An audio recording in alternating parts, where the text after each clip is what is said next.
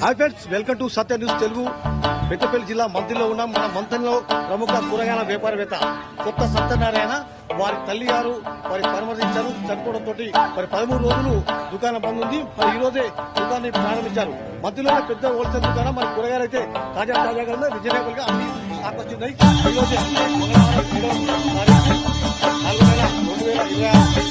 ప్రారంభమైంది. మరి కస్టమర్లు మంత్రిలో ఉన్నటువంటి